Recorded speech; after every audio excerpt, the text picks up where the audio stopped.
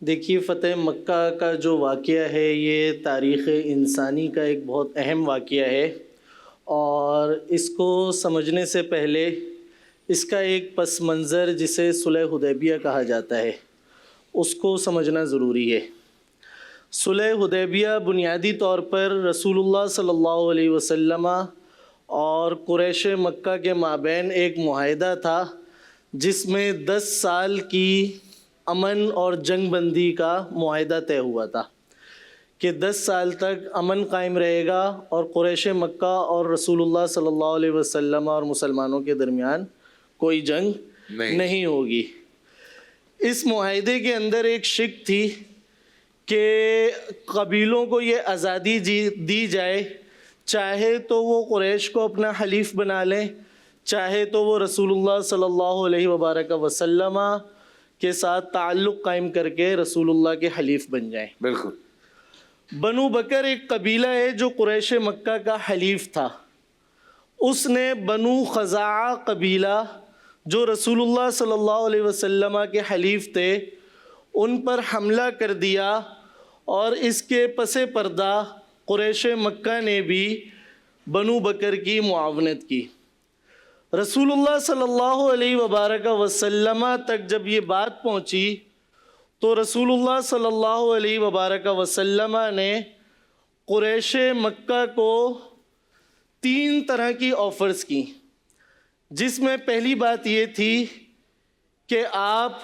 بنو بکر سے اپنا معاہدہ ختم کر دیں، بنو بکر سے اپنا تعلق ختم کر دیں۔ دوسری بات یہ تھی کہ آپ صلح حدیبیہ کی جو شق ہے اس کو ختم کر دیں۔ تو قریش مکہ نے صلح حدیبیہ کی جو شق تھی اس کو ختم کر دیا تکبر میں آ کر، تو جو 10 سال کی امن کا معاہدہ ہوا تھا اس معاہدے کو قریش مکہ نے اپنی مرضی سے اور اپنے تکبر کے تحت ختم کر دیا۔ بالکل۔ اب جب انہیں اس بات کا احساس ہوا کہ یہ ہم کیا کر بیٹھے ہیں، ہم نے تو اپنے ہی پاؤں پر کلہاڑی چلا دی، تو پھر ابو سفیان اور کچھ سرداران قریش رسول اللہ صلی اللہ علیہ وبارک وسلم کی بارگاہ میں مدینہ منورہ حاضر ہوئے، مگر رسول اللہ صلی اللہ علیہ وبارک وسلم نے ان کو کسی طرح کا کوئی جواب نہ دیا، اور اللہ سبحانہ و تعالی نے اسی پس منظر میں سورہ برات کی آیتیں نازل فرما دی کہ براءۃ من اللہ ورسولہ الی الذین عاہدتم من المشرکین، جس میں اللہ سبحانہ و تعالی نے یہ اعلان فرمایا براءت کا کہ اللہ اور اس کے رسول جو ہے اس سے برات کرتے ہیں ان مشرکین سے جنہوں نے معاہدہ کیا ہوا تھا اور معاہدے کی پھر پاسداری نہیں کی۔ پھر اس کے بعد رسول اللہ صلی اللہ علیہ وبارک وسلم اپنے صحابہ کرام رضوان اللہ علیہ مجمعین کے ساتھ ایک لشکر لے کر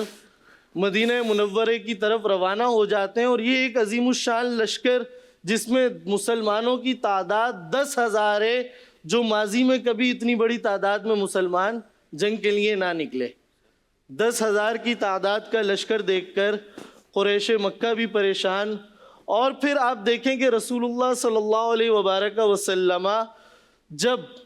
مکہ مکرمہ میں داخل ہوتے ہیں اور سرداران قریش کی رسول اللہ صلی اللہ علیہ وبارک وسلم سے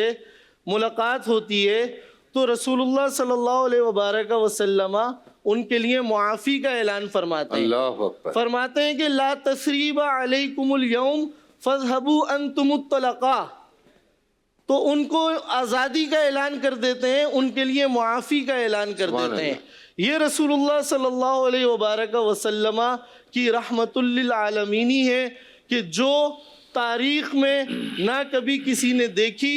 اور نہ اس کی کوئی دوسری مثال ہمیں ملتی۔ سبحان اللہ، سبحان اللہ۔ جی حضرت۔